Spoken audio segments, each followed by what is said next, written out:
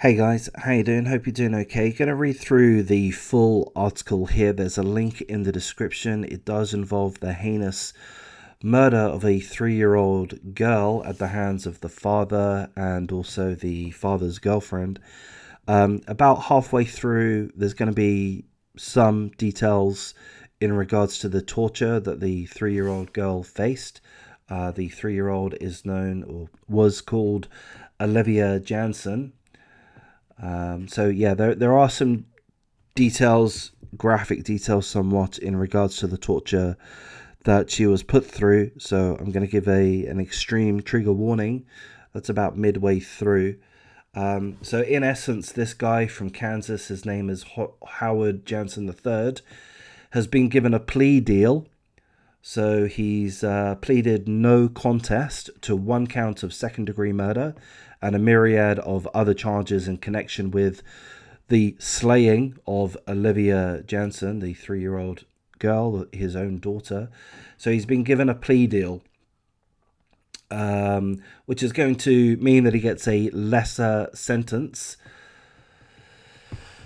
which is just wonderful, isn't it? His girlfriend at the time, Jacqueline A. Kirkpatrick, also pleaded guilty in November to one count each of second-degree murder and abuse of a child under the age of 6.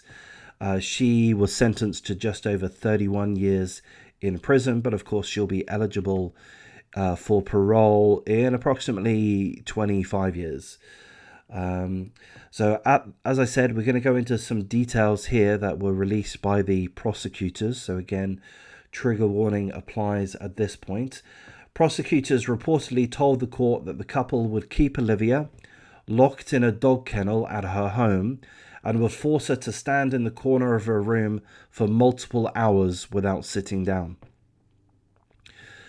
Which is something which I've heard multiple times. It seems to be like, amongst these child murderers, that's what they seem to do. Force excessive punishing exercise or tasks onto the child so they become physically exhausted as well as mentally and emotionally.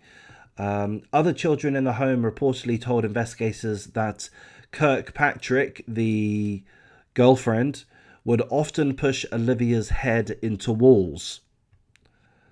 I mean, what an absolute scumbag. According to court documents, prosecutors allege that Kirkpatrick and Jansen falsely reported Olivia missing in an effort to trigger an Amber Alert that happened in July 2020. Shortly thereafter, the police discovered Olivia's body approximately 9 blocks away from the home. She was buried in a shallow grave dug in the dirt.